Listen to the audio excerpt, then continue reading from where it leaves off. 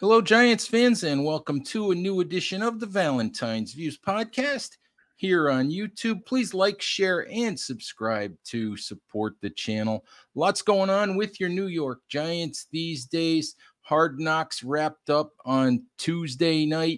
Training camp is continuing, and here to help me break down both of those topics is Big Blue Views, Tony DelGenio. Tony, good morning. How are you?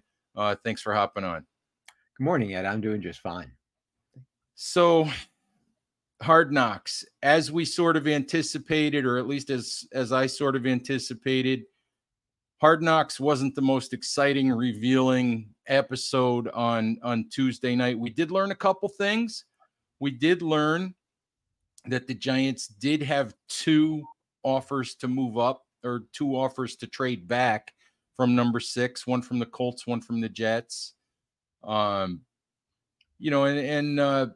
we also learned, I think, that the Giants really had push come to shove, or had it worked out the way the Giants hoped it would, that they would have gone cornerback in round 2. So your thoughts quickly on what you learned, what you thought about Tuesday's episode. Yeah, so the things that I think I learned, the trade backs, I guess, first of all, in round 1, I think I understand why they didn't do them, because they got to a point, obviously at that point they weren't enamored enough of JJ McCarthy or Michael Penix or Bo Nix to go with any of those.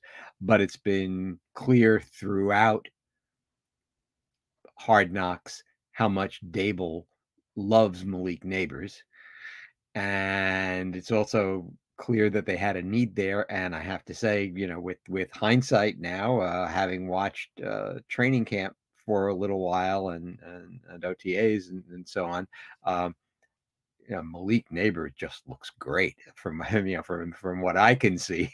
Not having been there in person, he just looks like the real deal.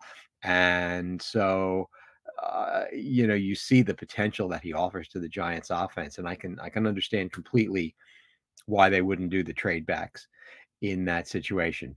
The second round thing, I think, obviously is I don't want to say it's the bigger story, just because I think it was so obvious by the time they got to that point in the draft that they were going to take,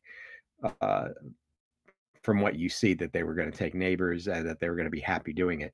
I think the question really is what they were thinking at cornerback in round 2. And there's this one scene in Hard Knocks where you see Dable kind of, I don't want to say roll his eyes, but kind of look up at the ceiling when the last of the 2 cornerbacks that they thought they might be interested in were off the board by, I guess, 41-42, Kool-Aid McKinstry and I forget the name of the other one, but Kamari Lassiter, I think, was the other one. Thank you. Very good. Thank you. We're off the board, and I think it was clear at that point they weren't going to get the guys they really might have wanted to have. And so they, I don't think any big deal was made out of that, but you get the impression that they were pretty disappointed that they lost those. And naturally, the reason that they lost them was because they had to give up the higher of their 2 second-round draft picks in order to complete the Brian Burns deal. So, and incidentally, I just wanted to say,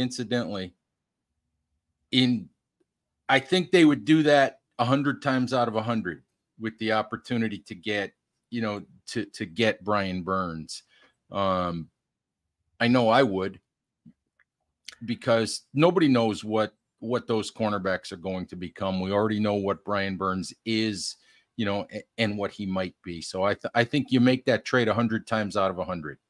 Yeah. And from what I can tell from the outside, Brian Burns is looking pretty good in training camp. He's having some pretty good battles with Andrew Thomas there. So I think most Giants fans are pretty happy about them picking up Brian Burns.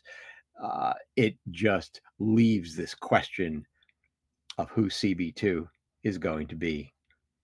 Yeah, we can get into some of that in a little bit. There's been some interesting developments there that we'll talk about a little bit later. Yeah. But something else that I wanted to talk about in relation to Hard Knocks. First of all, it was very, very clear. It's been clear for a couple of episodes that the Giants were completely infatuated with Theo Johnson, the 4th-round pick, tight end out of Penn State. But something that I mentioned in my Hard Knocks takeaways this morning at Big Blue View is I get asked all the time, do teams draft best player available? Do they draft for need? And I think if you're paying attention to what the Giants did in this draft, it's very, very clear. GMs will always tell you that they draft the best player on the board. But the problem is they're leaving off the rest of that sentence because teams very, very clearly have an idea what their needs are, what they want to accomplish in a draft. And the proper phrase it should be best player available that fits what we believe we need. So there is always a need factor. If you look at the first 4 picks that the Giants made, not to mention the trade for Brian Burns, the big move of the offseason, it's not an accident that all 5 of those moves addressed areas of obvious need. It's not an accident at all, because need always is a very heavy factor in the draft. Yeah, and you see that not only with the Giants. I think you see that with virtually every team out there, whether they're good or bad. You see the Philadelphia Eagles, and what did they do with their first 2 draft picks? They drafted defensive backs where they've had a big need. That's right. And so you look at how the draft played out, and the first 3 teams all took quarterbacks. Are those 3 quarterbacks the 3 best players in the draft? I think people feel that way about Caleb Williams and Jaden Daniels. I don't know how many people are as sure about Drake May, but New England wasn't particularly interested in even trading down with the Giants. They wanted to stay and pick that player. And I think pick after pick, you see teams drafting the person that they think will fit them. And there may be a team out there that is so good that they have the luxury of just saying, we don't really need another one of these guys, but he's such a great player, we have to draft him in this spot. You don't see much of that at all. Right, but when all things are equal, if you have 3 players in hand and they're all with the same grade, mm-hmm. If all things are equal, you're always taking the player you think fits your needs the best, the player you think is going to get on the field the fastest. The only time teams that are able to draft best player, draft luxury picks, you get to a point where you are a team with what you consider to be a mostly complete roster. And then you can look at it and say, we don't necessarily need position X, but this is clearly the best player on the board. So we'll just make that play. But for most teams, it's always need over everything else. Yeah. And so I have 2 other questions about that. You were raised either by last night's episode, or by the series. Mm-hmm. All of you want to get into them. No, go. What I was going to do is I wanted to kind of pivot to, to Hard Knocks in general. So, mm-hmm. Just the 5 episodes that we saw. So if you have a couple of things that you want to get into, go right ahead. Well, one question that I had after watching last night, because I was trying to watch closely. And that question is, how happy was Malik Neighbors to be drafted by the Giants? And I was looking for his reaction when it was announced, and it was a it was a very reserved reaction, and I don't know whether that's just kind of his personality It was a bit muted, wasn't it? but he wasn't doing flips or anything like that, right? When he saw that it was the Giants, unlike a few of the picks that we saw film of elsewhere later in the draft, when Tyler Nubin was drafted by the Giants, he was so thrilled. He broke down into tears on the phone with Joe Shade and things like that. And so I wasn't sure whether Neighbors was thrilled with the idea that the Giants were picking him or not. And maybe that's a question that we can return to if we want to talk about training camp a little bit later on. But Sure. I mean, I think my guess is that, and I know that Neighbors said a couple of things that could be looked at as shots at Daniel Jones, before the draft, although they seem to be getting along just fine at this point. But I wonder if part of that was just Neighbors had figured the draft out too, and Neighbors knew that's where he was going at that point. I wonder if there was, but yes, the reaction was a little bit muted. Tony, I wanted to ask you, just Hard Knocks in general. Mike Florio at Pro Football Talk, wrote a piece a while back wondering if this was a mistake for the Giants to do. Some people have said, oh, the Giants look stupid here. It's idiotic for them to allow some of these conversations to be, out in the ether. What are your thoughts in general just about whether or not this was a mistake for the Giants and whether or not they come out looking good? Do they come out looking bad? Is this something they should have done? So I don't think the Giants come out looking bad. I think we learned some things about, some relationships that are going on that might make some people uncomfortable. I think I honestly don't think it's that bad. The biggest question actually that Hard Knocks raised for me, obviously we don't see all the film that they took. They're editing it down for something in a limited time period. But I couldn't help but notice after watching 5 episodes, I'm saying to myself, what is Mike Kafka's job on the Giants now? And he was in Hard Knocks so little. I don't know if there was even one moment where they actually spoke to him, or they saw. There was one. They spoke to him. I mean, he was quoted talking about the idea of possibly trading up for Drake May. Okay. He was quoted there, and he was shown in the background in a couple of other scenes. But it's very interesting because I get that question sometimes in the Big Blue View mailbag. What is Mike Kafka's job? What does he do? And Kafka explains it really as he's basically, if Daboll's going to run the offense and Daboll's going to call the plays and Daboll's going to run the meetings, which he's doing all of those things to this point. And even though Daboll won't admit it, it's crystal clear that Daboll's going to call the plays this year. Kafka refers to his job as to be support, as to raise questions, to let Daboll know what he sees, to let the other position coaches know what he sees. There's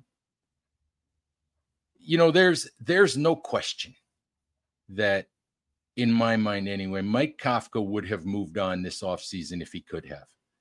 If the Giants would have allowed him to interview for the offensive coordinator job in Seattle and had that interview going well, he would have taken that job.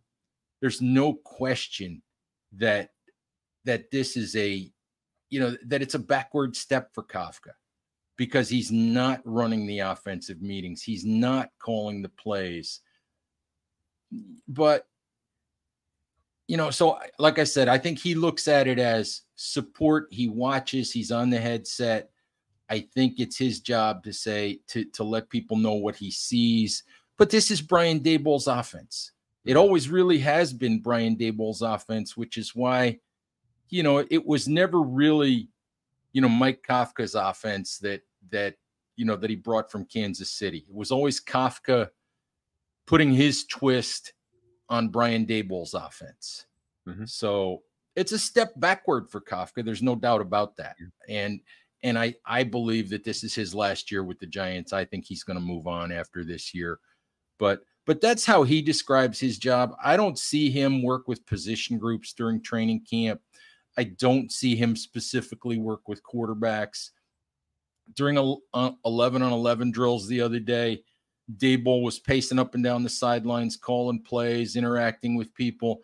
Kafka was standing behind the action, just sort of observing and probably, taking his own notes and whatever. But I don't know what he does in the building, but it's clear that he's offensive coordinator, assistant head coach in name only. Yeah.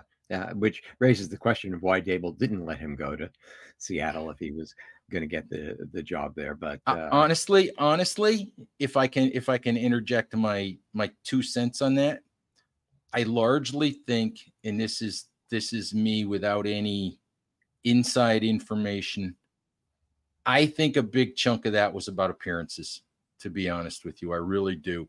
The Giants fired special teams coach Thomas McGahee. They fired their offensive line coach. They had the much ballyhooed Wink Martindale situation. They had a couple of other coaches leave for other opportunities. Position coaches, I think running backs coach, strength coach, a couple of other guys left.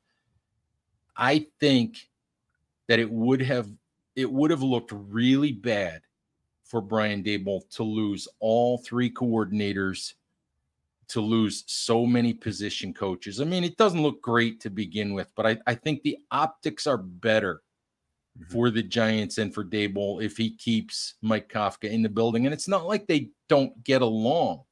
There's no real, there doesn't appear to be any public discord between the two of them. I mean, Daboll has always been, although he took play calling away from Kafka on a couple of occasions last year, he's been supportive, of Kafka more often than not, and there doesn't seem to be any sort of personality conflict between the two. I think Daboll just feels like year 3, the situation the Giants are in, he has to do what he does best. Yeah. So that was one thing that came out. The overall, though, I mean, just to get back to your original question, I think that the Giants organization comes out looking pretty good in Hard Knocks. I feel like, well, okay. So I mean, just to go through a couple of things. Okay, so first of all, there were a lot of people who were making negative comments about John Mara, and my reaction to Hard Knocks is that Mara he's not an absentee owner. He's not a businessman who happens to also own an NFL team. The NFL is his business, right? And the Giants are his business, and it's been in the family since the start. And he loves the Giants. That's the impression I get, and I think he wears his heart on his sleeve. He's worried about losing Saquon, for example, or he's going to have palpitations if they make this move, and so on and so forth. And a lot of people online seem to regard that as butting in by Mara, trying to control things. But I interpret it as just him, kind of like, showing his concerns with somebody that he can talk to about it. And, in the end, he's letting Joe Schoen do the things that Joe Schoen wants to do. He's not interfering with what Schoen has to do. And so I'm happy with seeing the relationship that way. I don't necessarily want him to have the same role that Tisch does. Tisch really is kind of like an absentee owner who's, he's there sometimes, but mostly he's he's not. So that's one thing I came away with. The other thing that I was interested to see during Hard Knocks is what is the relationship between Joe Shane and the rest of the staff, because the Giants staff consists of people who were there from the previous regime. You have Kevin Abrams, you have Ed Triggs, you have Chris Mara naturally, and then there are there are the people then that Shane brought in himself, and I was curious to see the dynamic there. And overall, at least from what's shown, it looks like it works okay, right? And I feel like they have a fairly good process in place for evaluating players, and there's a lot of talking about them and so on. There are people who I really knew next to nothing about who seem very impressive to me, like Chris Rossetti. And I thought, well, it's a pretty good operation, and with all of that, I feel like the Giants had about as good an off season as they could manage. Obviously, there still looms this huge question over the quarterback position. And I'm pretty confident that there was no realistic hope for them moving up to number 3 after seeing the things that I saw. And so the question really comes down to, will any of J.J. McCarthy, Michael Penix, or Bo Nix turn into great quarterbacks in the NFL? Because those are guys who are just sitting there and they could have been had for the taking, and they didn't do it. And so, those questions will linger until all of these quarterbacks have a few years in the league, and we see whether any of them turn into stars, and what happens to the Giants' own quarterback situation, since they didn't tell them. But I don't feel that they did anything terrible by not taking a quarterback, and I didn't feel like they did anything terrible with the rest of their draft either. I think that given the constraints they had, they did pretty well, and I feel like they come out of this looking like a pretty good organization. Yeah, I thought, just to wrap the off season, to wrap the Hard Knocks part, I thought, and I've written this already, I thought that it was pretty clear that they had a plan. They had, A, B, C, D, certain things they wanted to accomplish. And I think that they accomplished the things that they set out to accomplish. The one caveat, like you said, being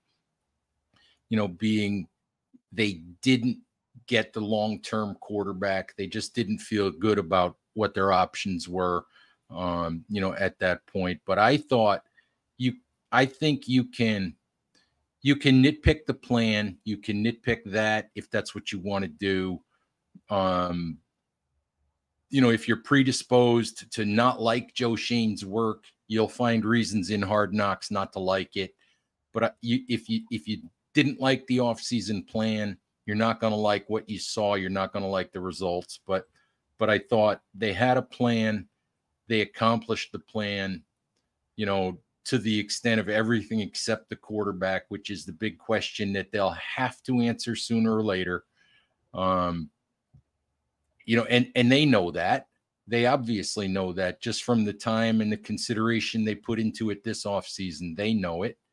But I thought they were able to do what they set out to do this offseason. Yeah, that's my impression of things as well. So I have to admit, I was pretty shocked when I heard that the Giants were going to agree to do this particular version of Hard Knocks. But I don't think it really, what I saw on TV didn't really have any negative effect, I think, on my perception of the team.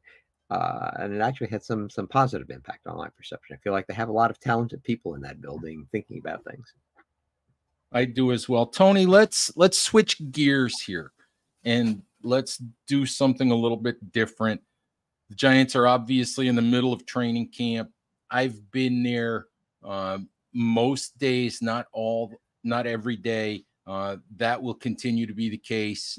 Big Blue View's Nick Filato is also there on occasion this year, which is very cool for Nick, because it's his first time, being credentialed being inside the ropes, and very cool for Big Blue View because it's also the first time that we've ever had two people credentialed to be at any Giants training camps or practices or games or any of that. So it's really cool for us. What I want to do is sort of turn this on its head a little bit. I want to let you, since you're just sort of reading our coverage and reading what you see and on social media and all of that, I want to let you ask, 3 or 4 questions about what you're thinking about, what you would like to know, about what's going on, during training camp, and see if I can see if I can answer, some of what's on your mind. Okay, so first I'll throw out a general question that's not about anything in particular, but it's something I always wonder about when I see reports from training camp, and especially the little snippets of individual plays that are shown on Twitter and other social media, and that is if you're trying to figure out a team and particular players on a team, or let's say that you're a head coach and trying to figure out the players on your team and who's going to start and so on. Well, you have your own offense going against your own defense.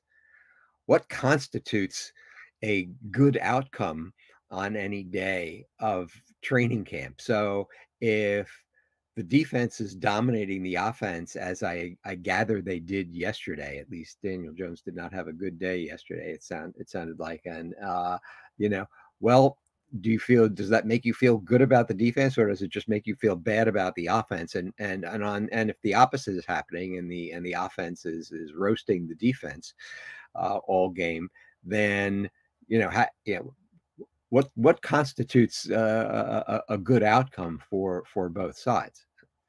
That's a very interesting question, and it's one that it sort of comes up with every head coach. It's come up with Daboll, it came up with Joe Judge, Pat Shurmur, Ben McAdoo. It always comes up, and the general response is, look, like Brian Daboll's an offensive head coach, but it's not a good thing if the offense dominates every day. Okay. It's not a good thing if the defense dominates every day. What you want to see, what the head coach wants to see, is he wants to see the offense win some reps. He wants to see the defense win some reps. That's how a normal game goes. If the offense loses every single rep all week long, then you have a problem. If the offense has a bad day like it had yesterday, then those things are going to happen. I've over the years, some days you see great offensive days from teams that wind up to be horrible offensive teams, and then you'll see great defensive days. The concerning things from an offensive standpoint were yesterday, like a couple of botched handoffs between Daniel Jones and Devin Singletary. And again, and that might even be a situation where that's the first time they've ever actually done running plays in full pads. So it's still July, and if you're going to have a mistake, you might as well have it in July. But for me, I think that's part of what it constitutes is you want to see both sides win reps. Malik Neighbors versus Tay Banks, for example. All right. All the highlight reel stuff that you see is Malik Neighbors making catches. What doesn't make it to social media most of the time is the fact that I've seen Tay Banks win a pretty good share of his reps too. They did one-on-one blocking drills the other day with offensive line versus defensive line. And there was a couple of reps everybody's talked about of Brian Burns beating Andrew Thomas. Well, you know what? Brian Burns gets paid a lot of money. Brian Burns is a Pro Bowl caliber player. I'd be concerned if Brian Burns wasn't beating Andrew Thomas on occasion, because that's what Brian Burns gets paid to do. So I think that's the biggest thing you want to see is, You just don't want to see your offense get destroyed every day or your defense get destroyed every day. You want to see some sort of mix with both sides winning on occasion. And I'll say, not being there, that you talked about Tate Banks winning his share of matchups with Malik Neighbors, and I would say that does not come across at all online in general, whether it be the social media or things that the Giants even post themselves and so on and so no, forth. it doesn't, because you're highlighting your first round pick. Yeah. That you just got, the guy you're all excited about, the guy everybody's talked about on Hard Knocks. Yeah. And the flip side of that is the guy that he keeps making those catches against is last year's number one pick. Mm-hmm. Right. Mm-hmm. Yeah. So, okay. So that's what, but as to more specific questions about the team, I mean, okay. So obviously the offensive line has been a big question. I think it's maybe too early to even ask questions about the offensive line, since no, it's never too early. Go right ahead and ask. Well, I mean, obviously there's a question about who's going to play where, right? And it seems like, now that they've signed Van Roten, that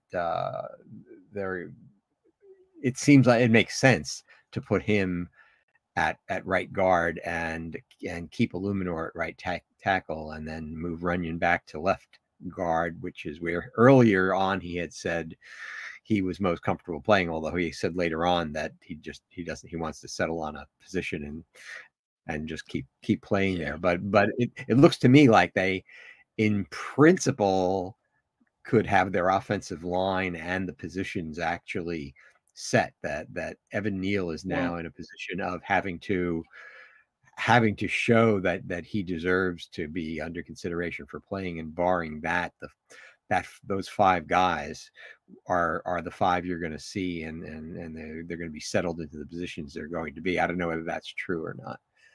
Tony, I think I tried to make this clear the first day of training camp. When the Giants moved Jermaine Illuminor after he played left guard in the spring, I mean, and they were clear when you saw in Hard Knocks that they thought of him either as their left guard or their right tackle. For me, I was always of the opinion that if and when they moved Jermaine Illuminor, that was the decision on Evan Neal. For me, the Evan Neal decision was made day one of training camp when Jermaine Illuminor showed up at right tackle.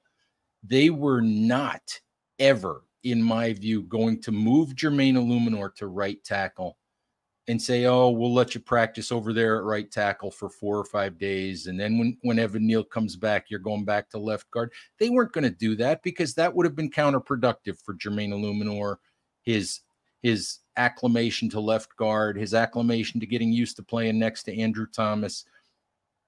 They moved Jermaine Illuminor to right tackle because they think that's where he's going to play, period. And I look at Evan Neal like, if and when you get on the field, you need to earn a spot on this team, period. The way I look at the Van Roten signing, I know they've been using Jermaine Illuminor at right, or not Jermaine Illuminor, they've been using Runyon on the right side. I would not be shocked at all if Thursday and Friday of this week, if we see Greg Van Roten at right guard, John Runyon at left guard. That only makes sense. That's where Greg Van Roten has spent most of his time. He's played both. He's played center. He can do all of that. But he played 1,000 snaps last year at right guard next to Jermaine Illuminor.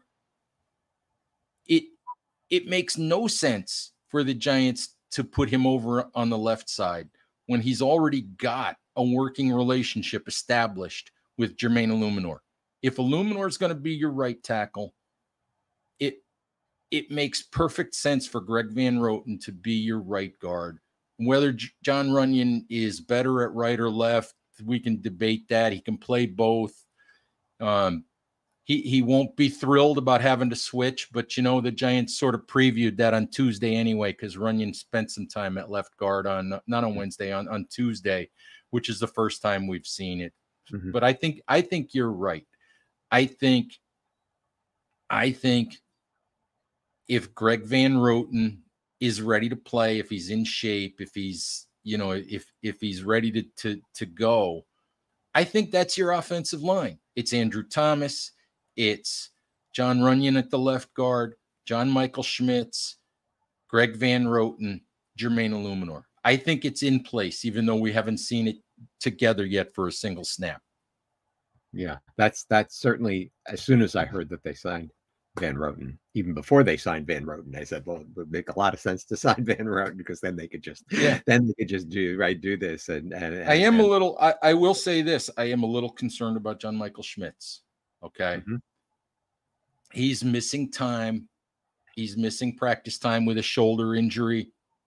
The Giants are downplaying it, but they're saying it's a different injury than he had last year that cost him, I think, 4 games.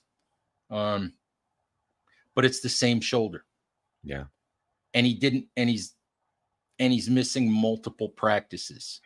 So I'm a little concerned if there's a lingering issue in there. I think another part of the reason they signed Van Roten is it's pretty clear from the practices without John Michael Schmitz that they don't have a trustworthy backup center at this point. They have guys that have played it, but they don't have anybody right now that I'd feel really good about. Mm-hmm. So, yeah. I'm a little concerned about JMS. But what else you got for me, Tony? What else you got? Okay, so the other thing that I've been trying to figure out, and this kind of gets back to my earlier question about how, what is it that you want to see from your offense playing against your defense in training camp? And you see all these highlights of the wide receivers, and I think next to the offensive line, which again is a problem that, knock on wood, maybe is solved now. If JMS gets back and if he can play well, but maybe it's solved for this year.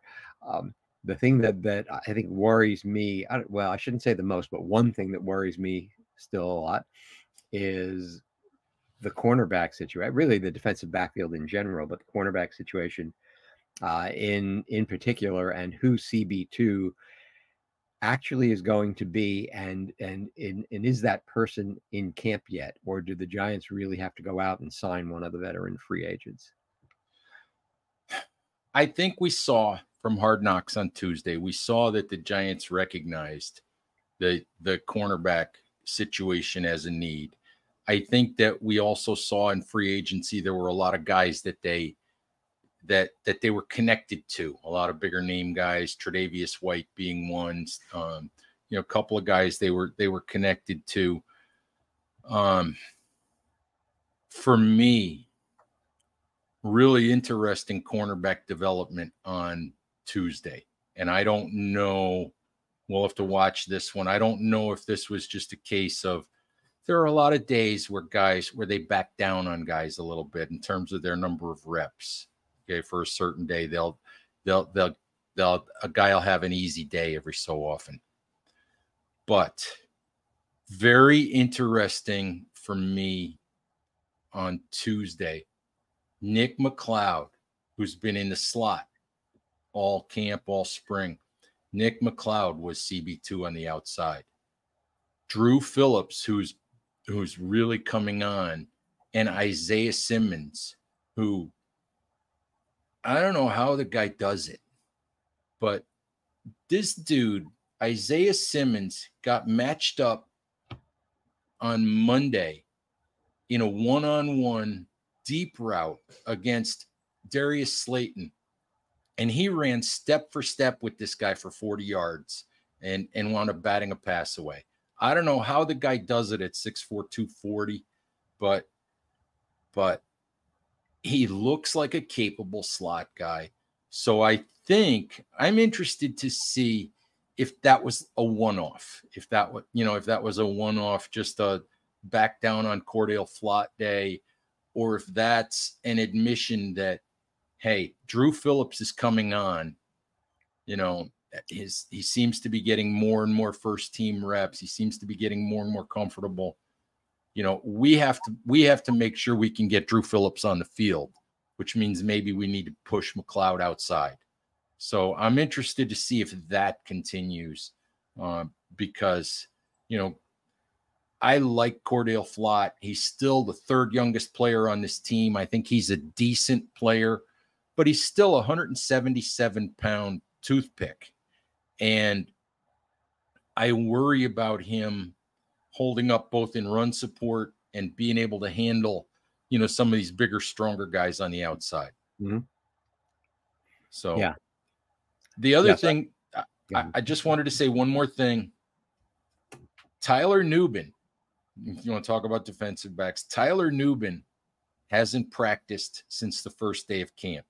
I think he suffered the calf injury the first day of camp, and that's concerning because he's basically missed a week now.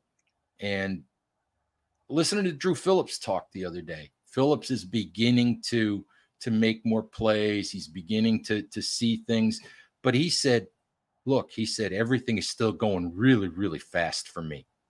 You know, he said, there's so much to process. There's so much to think about. There's so much to know. Plus, these athletes are so much better than the guys that I've played against in the past. So every rep he gets is valuable, and every rep that Tyler Nubin misses hurts him. Mm-hmm. Yeah, and so I get the impression from what I read that Nubin is getting close to getting back, and so I've been, in my own mind, I've been saying, don't start worrying about that yet. So maybe he's going to be on the field in a few days, and we'll see him next week, and he'll just have to catch up, but everything will be fine. But I'm hoping it's not something more serious than that. But obviously, the second outside cornerback situation is a big question, because the Giants are going to face some awfully good wide receivers, and so I have to admit, what I've seen of Nick McLeod, I've liked. Not in training camp, because I'm not privy to that really. But there was one highlight that was posted the other day of him breaking up a pass. I can't remember to who. Was it to Hyatt or something? There was a deep ball. And here again, all right, it's one of those plays that goes back to one of your first questions, Tony. You can look at that play either way, okay? This was a deep ball that Jalen Hyatt had run past whoever was actually guarding him, and Nick McLeod came across the field. I don't know if they were in some sort of a zone coverage or whatever, but he came across the field and he batted the throw away at the last second. Now, you can give Nick McLeod a lot of credit. Or, as some people want to do, they can kill Daniel Jones for missing that throw. But there's context to it if you actually watch the highlight. The ball was thrown late. Okay, the ball was clearly thrown, you know, a beat later than Jones wanted to throw it. But look at what happened on the play.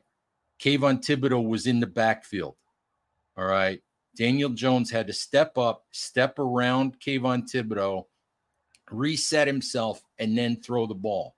If the ball's thrown on time, it's a 40 or 50-yard touchdown because the ball was perfectly placed. But the ball's not thrown on time because Kayvon Thibodeau, who you want to see in the backfield, you know, a lot this year, is in the backfield. So again, you get mixed results on the play. You didn't get what you wanted from the offense, but you got good plays on both ends of the defense. Yeah. Mm-hmm. And that actually leads into my third thing, because I think you can't be following the Giants in training camp and not start thinking about Daniel Jones, right? I mean, it's impossible not to do that, right? Right.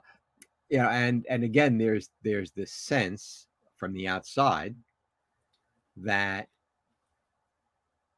not only on that play where you say there was a reason why he didn't get the ball out faster, because Thibodeau was getting pressure on him, and he had to move up, which is what you want your quarterback to do. You want to see your quarterback manipulate the pocket, right? And so that's all good.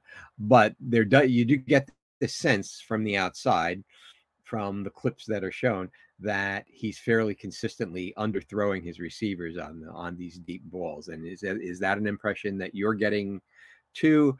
Do you think it's more that he's not getting rid of the ball fast enough, and that he's waiting too long to convince himself that the receiver is open before he's letting the pass go? Or do you not have that impression that he's underthrowing the ball a lot?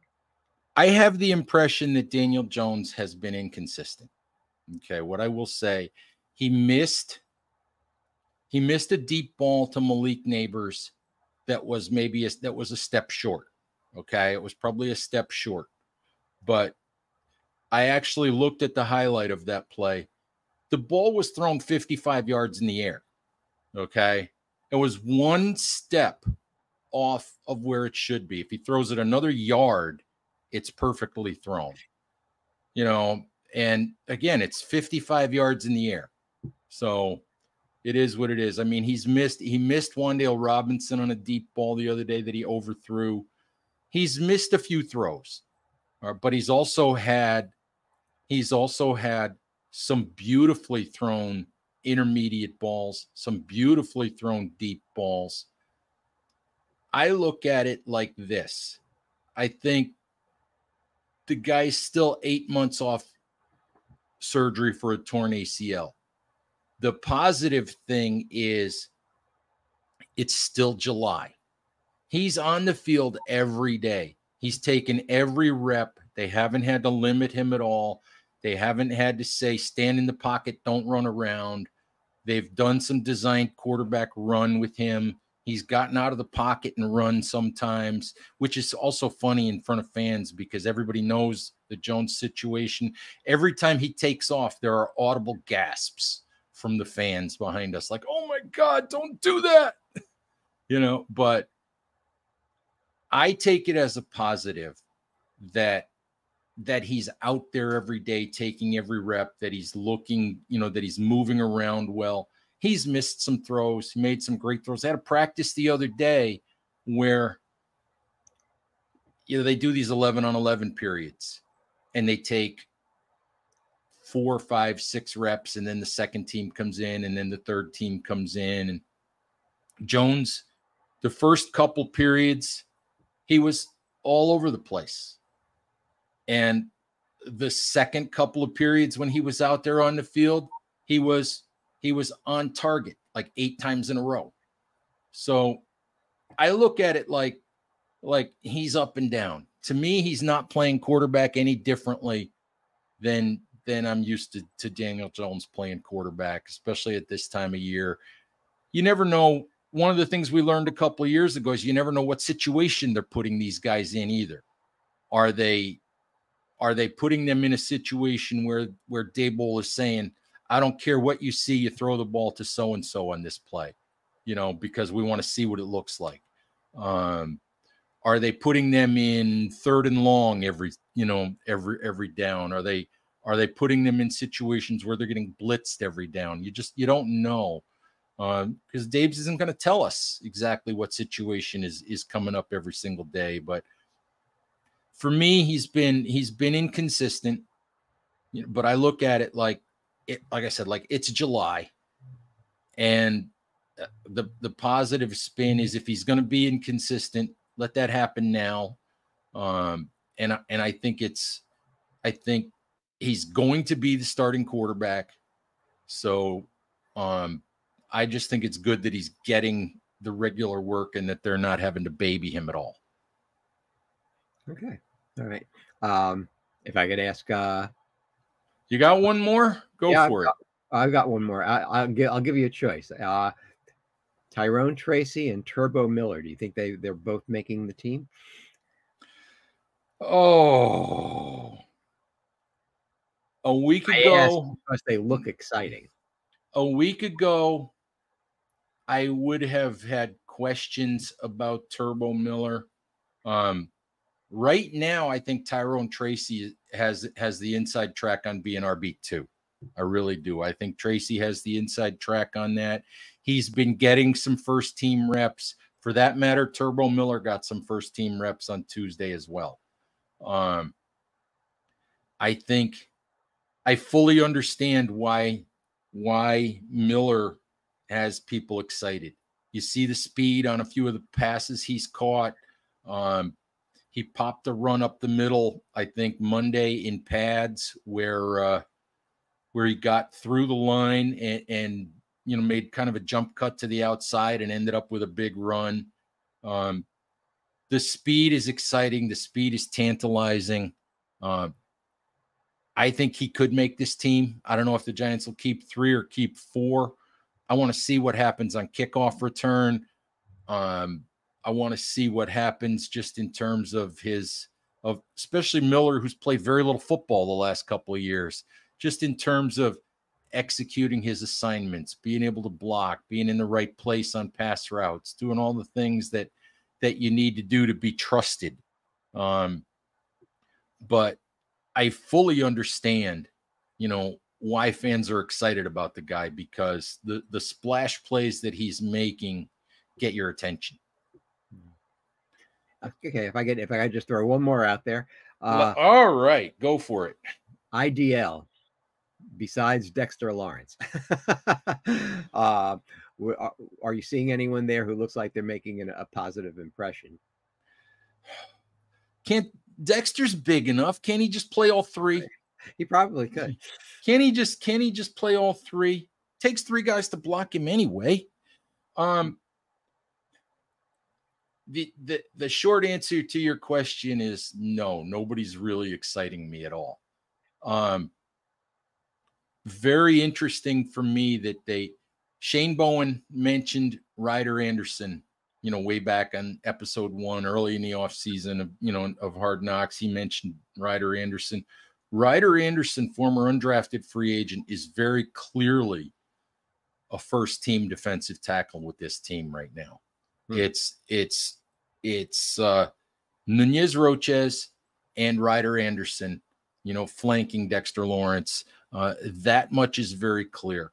I don't know how it's going to turn out. That's another position where I wouldn't be surprised if they add to that group as roster cuts come, at the end of the summer.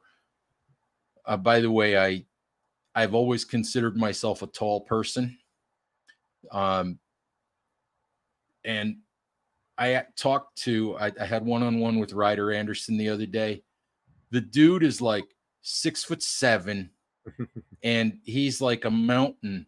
And I am not used to, although I've been around a lot of athletes and talked to a lot of people, I am not used to having to look like straight up, like Nick happened to be there that day, and he's like, Nick's 5'7", and Ryder Anderson dwarfed him, but Ryder Anderson made me feel tiny.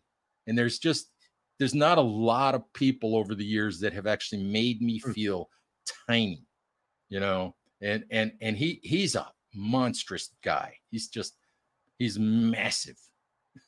So anyway, Tony, I think that was fun. A little Q&A of Ed. That was kind of fun. I think that's a good spot for us to call it a day. Thank you as always for listening, Giants fans. Please stay safe out there. Take care of each other, and we'll talk to you soon. Bye-bye.